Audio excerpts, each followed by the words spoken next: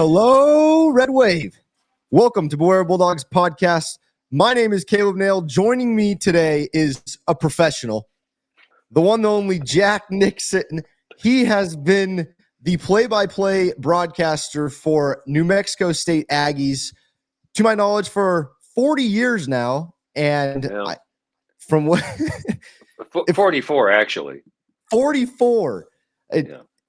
From what I saw, Jack, you are in the New Mexico State Hall of Fame. You have awards from the AP to New Mexico State Broadcasting. I mean, you name an award, you probably have it. So thank you for joining me. I appreciate it. Well, it's a small state, so but I appreciate the kind words. I'm happy to do it. Thank you for having me on. Well, first things first, Jack, I want to know what the overall feeling like is for the Aggie fan base right now. You guys went on an 8-game win streak. You beat Auburn. You finished 10-4. How's the feeling right now in the fan base? I think that they're expecting the alarm to go off, and they're going to wake up and realize it was all just a dream. But because football here, well, it got good last year with Jerry Kill. And not since 1960 has there been this kind of a season. I think most of our fans weren't around then. And so, but to see the success upon success, and it's a whole different mindset. And our fans are just ecstatic over this. Plus the fact that they can go to a bowl, get to a bowl game that's close. Because last year the game Aggies played in Detroit.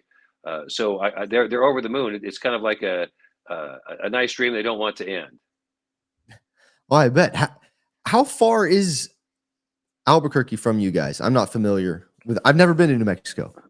Well, you're missing out. It's about a 3-hour drive, I guess, 220 miles, something like that, to get to the sort of where Albuquerque is. If we were going downtown, a little bit longer, but probably about 2.5 hours, 3 hours, and so it's not very far. And of course, there's fans in other parts of the state from Las Cruces that are Aggie alums too. That will I think probably want to go to the game too. Mm-hmm. Before we get into all the names and the players, names of players and the strengths and weaknesses, you also do basketball, correct? Correct. And how are you doing that right now while you're doing both? Well, I did. We had a game. I went to Mexico. Did the game with Fresno State down there. Okay. Keith Brown is an old friend of mine, one of the assistants down there. So it was nice to see him, to be a name dropper. But no, I do when there's a conflict. I usually do football normally, but we had a basketball game Tuesday night. I'm not sure when this is going to run, but it was Tuesday night, like the 12th of December. And so I announced that. Now there is a game the night before the football game in Las Cruces, but someone else is doing that because I'm on bowl assignment. So football generally takes precedence, but it's you got to be flexible. And you're staying busy. It's better to wear out than rust out, Caleb. Yeah. Very true. Very true. All right. I want to help the Red Wave understand what's going on in New Mexico in the Aggie program. What players have stepped up and are performing well that we should have our eye on? Well, I'm going to start on the defensive side because I'll end with offense. On defense, the Aggies have two really. One plays, I guess, the end, but it's like a linebacker, and one plays an inside linebacker. Gabe Peterson would be the outside linebacker, and Keyshawn Elliott the inside linebacker. They're both from suburban Kansas City. And they've been, they were kind of, we have coaches that have roots in Kansas and Missouri, but mostly Kansas. So they knew about them and got them to come down. They've really paid off well as far as on defense. Inside, Deion Wilson Jr. And Isaiah Reed have been two good inside players.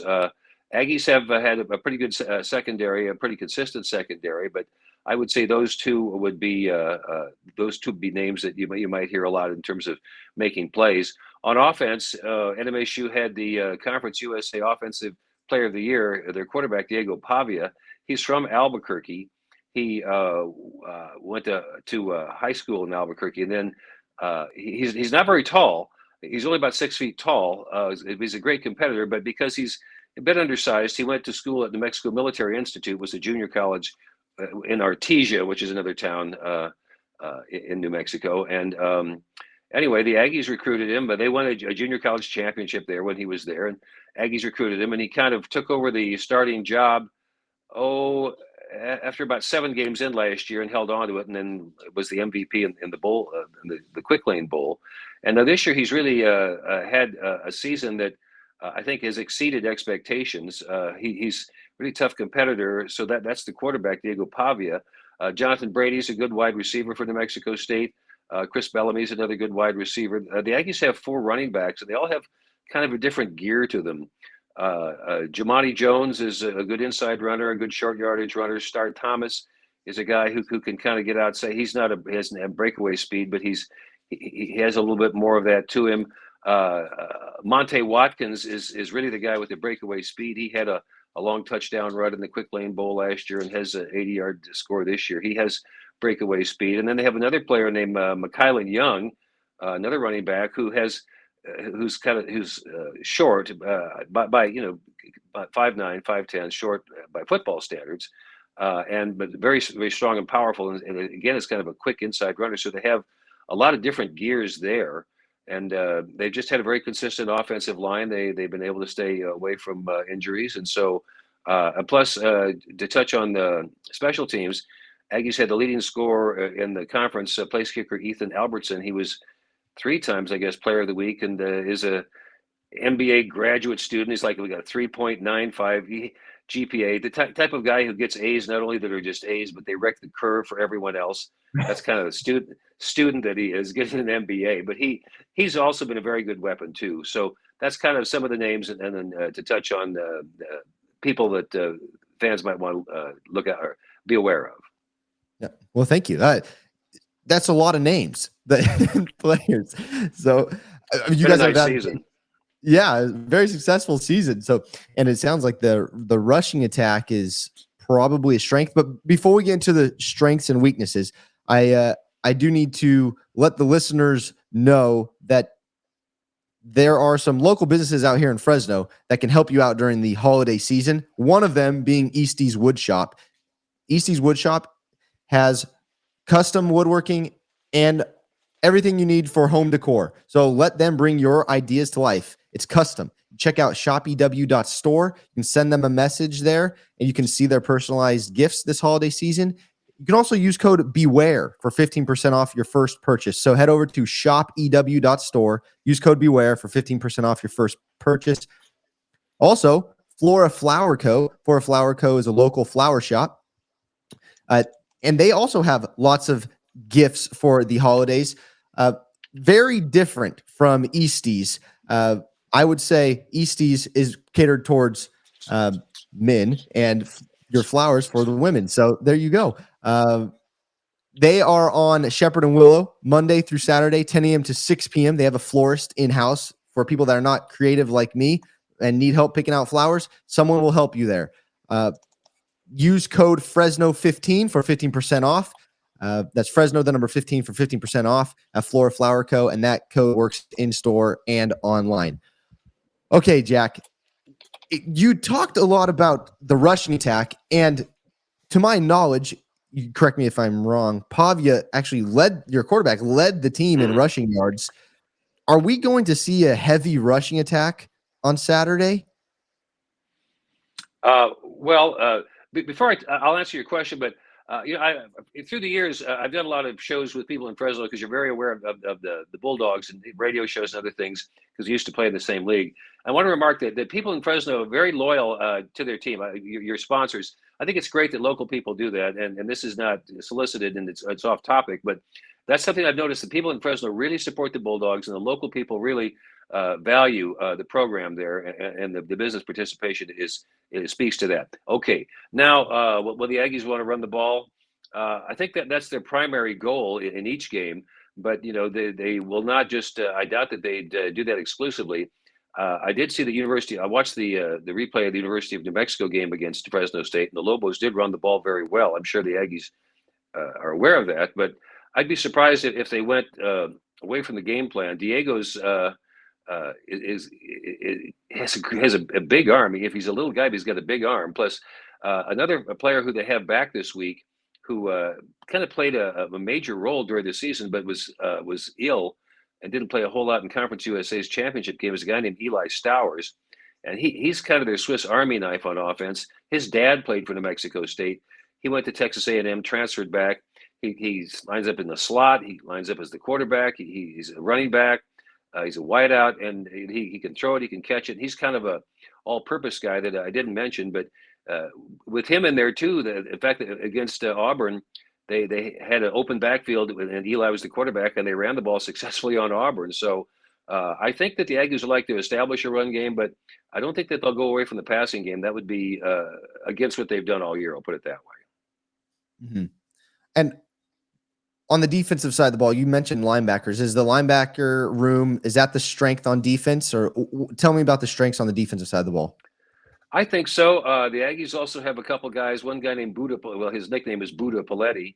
Paletti's his last name, and he's from a little town in Northern California, and I can't think of the name right now. But and another fellow on the other side, they switch out, named Nikhil Webb Walker. He's from Jamaica, and so they both have had good years on the rush ends. The Aggies have good depth inside too, when they do sub out inside. But I would say that, and there's another player who's he's from Long Beach. Sione Apiu is like the middle linebacker. So the Aggies are very, very active. They try to be very unpredictable on defense. The co-defensive coordinators, Nate Dreiling and Melvin Rice, they try to be unpredictable and keep offenses off guard that way. And a lot of times they do that. One thing that's helped them, I don't want to get too far in the weeds here, but one thing that's helped them this year, the defensive line has been very good about getting lined up right. And that may seem like, I guess, to someone who doesn't follow football a lot, it's like, well, isn't that what you do every time? It's like, well, yeah, but if the other team's shifting around and doing different things, and you got to get lined up right. That's one thing that the defensive line has been very, very good at this year. And I'm sure that, Fresno State, of course, has a very good running game, and I'm sure that's something that the Aggies will have to do again this year if they want to contend with the Bulldogs offense. Mm-hmm. Now, talk to me about the weaknesses, or where Fresno State could take advantage of New Mexico State, where either running game, passing game, and same defensively. Like, where do you think Fresno State could take advantage of New Mexico State? It'd be impossible. Impossible. No, that was obviously said in jest. The Aggies have had problems with turnovers. That's something the Aggies have had problems with. They had a couple in the Conference USA game. I think they were -2 in that game, I believe, if memory serves. One was still a heartbreaker, one of those 50-50 balls in the end zone that they said the defense had. And it's like, anyway, forgotten all about it. I think turnovers is one thing where the Aggies have had really probably the biggest problem. On defense, I don't know. The Aggies have been. It's been hard to throw deep on it, but I don't know that isn't. Fresno, I think, seems like a short pass, long run kind of a team. It appears to me, but I think maybe the turnover thing, and if Fresno State can establish a run game, of course, obviously that's going to keep the Aggies off balance. The Aggies would like to keep things one-dimensional. So, if that would, I'm not that sure that answers your question, but I think that would be, if Fresno could do that, that will make it much tougher for New Mexico State defensively. Okay, yeah. My co-host and I do a preview, so it's good to know all these different things. We're going to watch film and things like that. So New Mexico State intrigues me. And with an 8-game win streak, 10 wins, you guys had a fun season. And I enjoy your coach, by the way, as well. You're giving me a lot of info that I think is going to be real good for us and the fans, the listeners, to pay attention to. I got a couple more questions for you before I let you go. I do need to get in Manage X. One of our sponsors, Manage the letter X. They're a full-service property management company that services single-family, small multifamily, office, and industrial properties. They've been in business in Fresno since 1978. They're huge supporters of Fresno State athletics and Beware of Bulldogs podcast. And if you need any property management services, please check out their website, ManageX. That's manage the letter X.net. ManageX.net. Also, we'd like to shout out our sponsor, Givali Winery, a local winery on Biola Avenue, just north of Shaw. They're open Saturdays and Sundays from noon to 5. Estate-grown grapes and made wine. The winemakers are Fresno State alum, and they also have brick oven wood fire pizza out there on Saturdays and Sundays from noon to 5. You can also head to their website, givaliwinery.com, to see their calendar of events. So thank you to Managex and Givali Winery. Okay, Jack, some quick questions here. I want to get your thoughts real quick on your head coach. So he hasn't been there too long. Am I correct on that? Yeah. Right. And I see stuff on social media all about him. People from all over the country love this guy. So what are your thoughts on New Mexico State? I would say coaching staff in general right now. Well, this is Coach Jerry Kill's second year here at New Mexico State. He's a perfect fit for this town. Las Cruces. I moved here in 1976. I'm from Omaha, Nebraska originally, so I'm a Midwestern guy. Went to school in Kansas. They're all from Kansas, so we all have kind of, I would say, I think I kind of understand the mindset of Midwestern people and how they think. Coach Kill is, as I said, perfect for this town. He's a blue jean wearing, cowboy boot wearing guy who likes to enjoy life.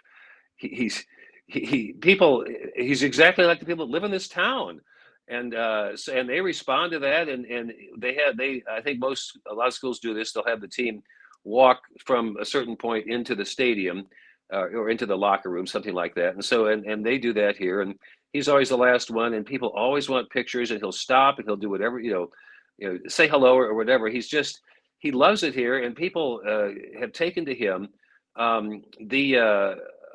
His staff, they're all they're competitive and they're professionals, but they're pretty easygoing guys. Most of them from the Midwest. There's a couple from Texas, but I would say that they're all the co-assistant coach. Excuse me, I've got to clear my throat. Pardon. Co-assistant coach and offensive coordinator Tim Beck was Coach Kill's coach when Coach Kill was in college at this little town in Winfield, Kansas, the Southwestern College in this little town near the Oklahoma border. So Coach Beck was Coach Kill's head coach. So, and then they worked with each other. So they know each other really well. They understand each other. And I think, and then of course, the defensive coordinator, Nate Dryling, he's another Kansan, but he was at Southeastern Missouri, which is in Cape Girardeau, but they all knew each other and knew all this stuff. So it was a pretty easy to draw people together. And then our wide receivers coach played here. He'd been the head coach at UNLV, a guy named Tony Sanchez, who I'm sure coached against Fresno State through the years. Anyway, Coach Kill is a perfect fit personality-wise. People have responded greatly. There's a fund drive going on. He's the lowest paid coach in Conference USA right now. And there's the athletic director tells me he's got a successful fund drive going to increase, to boost that and keep him here. So people have, when he came, they had no expectations about football being good because through the years, football hasn't been very good here. In 2017, we went to a bowl game, and then we reverted to just having not very good teams. So when Coach Kill came, there was no expectation of us being, for a while. I mean, they thought, well, maybe he can pull it around because he has other places, but expected maybe a 2 or 3 win season first year. Well, boom, we win a bowl game, and now this year, this all happens, and again, people are just. It's like again, he's like someone who's come. I don't want to oversell this. Someone come to lead us out of the desert of football wilderness into the promised land of football prosperity. Oh, I love it. I love seeing these success stories and reading about them and watching them. So it's good for you guys. I think it's going to be a fun game. The last thing I want to ask you, Jack, is you guys start the season off. You fall to UMass in game 1. and you lose to Hawaii early, and then you go on this big win streak, and you beat Auburn, and then we see Auburn give Alabama a good game in the Iron Bowl. What was that like? I don't want to say it was a roller coaster of a season, but it wasn't something expected, like you mentioned, and you have some big wins in there. What has this season been like in total? And kind of talk me through the win over Auburn as well. Well, it's been a season like no other for me and for everyone out here. I think prior to Coach Kill coming, I started in 1976, and from 1976 till last year, the Aggies had a total of 5 winning seasons. 5 winning seasons. So then last year was 2017 was amazing. No one ever thought we'd go to a bowl game, and then they win it. And then last year again, it comes at the end of the season. Aggies are having a pretty good year. They're like 4-5, 4-6, I guess. And then they win at Liberty. They blow out Liberty, and suddenly we're 5-6. And our administration said, "Hey, 5-6%. If teams aren't bowl eligible, then you go to teams that are 5-7." Well, we argued 5-6 is a better winning percentage than 5-7. NCAA amazingly said, "Yeah, you're right." So we picked up a game against a FCS school and went 6-6. Anyway, to have that springboard into this year, the UMass thing was really an anomaly. The Aggies came out with kind of an odd game plan. It didn't look like what really we'd seen the rest of the year, but I think for whatever reason, they were kind of figuring out who they were. And then the Aggies go to Liberty, and Liberty's really good. And so the loss there, I mean, no one wants to lose, but you lose to a good team. There's really no shame in that. Come back and handle UNM, which is a big rivalry for New Mexico State. And then the Hawaii thing was frustrating because the Aggies led all the way, and then and then just to have it slip away right at the end, it was kind of like, damn, this shouldn't have happened. And I'm sure, the coaches obviously, whatever needed to be addressed, whether that was the case or not, they talked to the team. Then the Aggies had 2 home games, and Conference USA has this kind of weird thing in October. The games are midweek. It's a TV thing, but the Aggies' first 2 games were at home. So they had a week off from Hawaii. They had a chance to kind of get get back oriented to the mountains and get back on track. And so they get those 2 going. Then, as far as momentum going, there's a little there. Then the Aggies go down to El Paso. So it wasn't really, it was a road game, but it wasn't really a road trip. And so, of course, UTEP, the other big rival the Aggies have, and the Aggies handle them pretty easily and win by 3 touchdowns on the road. So that was kind of like I felt when the team kind of said, "Okay, we got something. We really are something here." Then they go to Louisiana Tech, and who's kind of a high-scoring team, and the Aggies kind of close it out. It goes back and forth. The Aggies win a high-scoring game, closing it out, unlike what they did in Hawaii. Come home for Middle Tennessee, Middle Tennessee had tough year. They were the sort of team that could play well enough to come close, which is frustrating. And again, they did that with the Aggies, but the Aggies closed them out at home and won a low-scoring game. Then we go to Auburn. But so at this point, the Aggies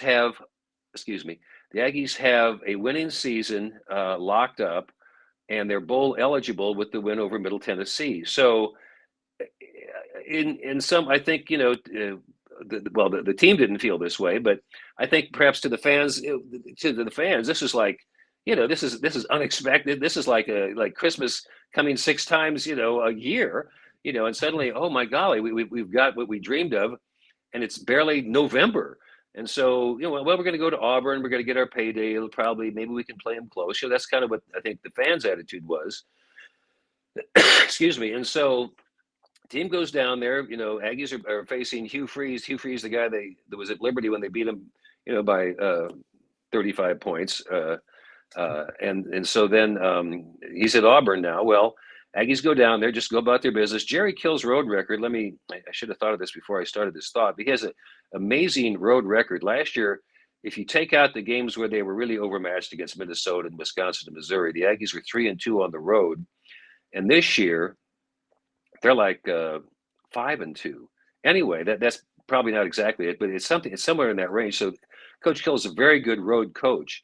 They had I missed one in between that. They went to and won at Western Kentucky too, so they added that in there. I'm kind of sorry to go out of order, but so we get down to Auburn, and so we get over there, and they have.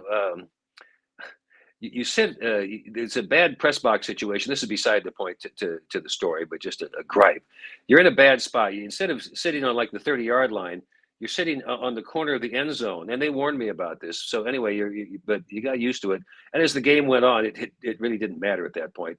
So the Aggies come out and boom, they drive right down the field on Auburn. It's like, okay, so Diego gets him in the end zone. The Aggies again drive again, and they're handling Auburn fairly well defensively. Auburn has kind of an unusual game plan, it seemed to me, but Aggies were stopping them. Aggies get up at halftime, and I can't pull it up right now, but they were in a really good spot, and they just dominated the rest of the way. And it was a sort of a thing that as the game went on, they got more confident because they were stopping whatever Auburn did. Diego throws an interception. Their guy's running it back. Diego goes body slams him, like right on the boundary. Gets a personal foul penalty, but it was like, hey, shows what kind of a competitor he is.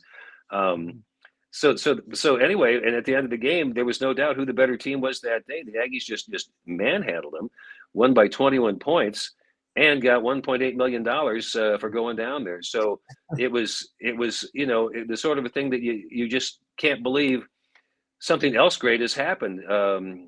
They come home, they beat Jacksonville State, who's a very good team. Rich Rodriguez is the coach there, and they have a tremendous offense. The Aggies kind of shut them down. They make a couple of mistakes with turnovers and let Jacksonville State back in it, but the Aggies prevail. Then the Conference USA game where Diego has a pretty good game, but has to leave with a shoulder injury, and Stowers was sick. But again, Liberty's really good, so there's no shame in losing to a good team, and the Aggies have two of those with the Liberty team. So I think they're a team that's this will be the 15th game, and for the most part, they're really in pretty good shape, which is kind of amazing. So there you are. I hope that's capsulated the year for you, but that's kind of how I've seen it. Oh, that was a great story. I appreciate it. I'm going to end with this: any injuries that we should know of, and then give me your expectations for the game. I don't know if you could give too much away or what you're allowed to say, but expectations for the game and any injuries.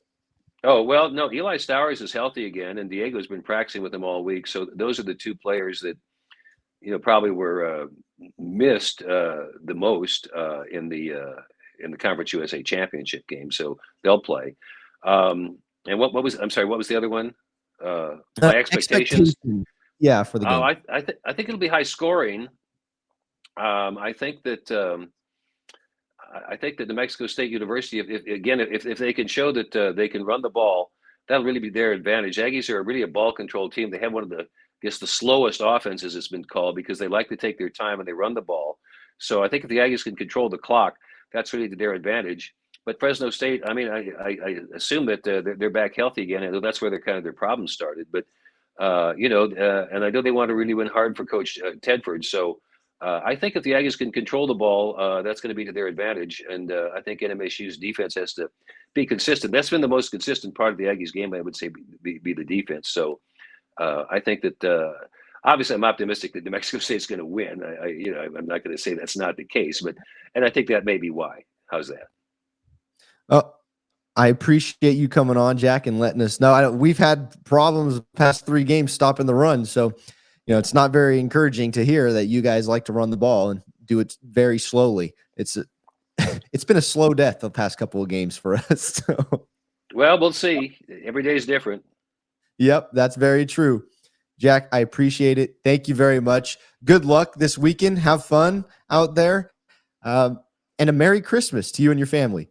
Yeah, Merry Christmas to you and all the folks out there in Fresno. I think Leffler needs to buy me dinner the night before the game. I'm going to talk to him about that, okay? I'll text him. You want me to tell him that you? I'll get a hold of him. Don't worry. I know how to get a hold of him. Make him do that. That's great. I love it. Yeah, he Jack, should. Thank you very much. My pleasure.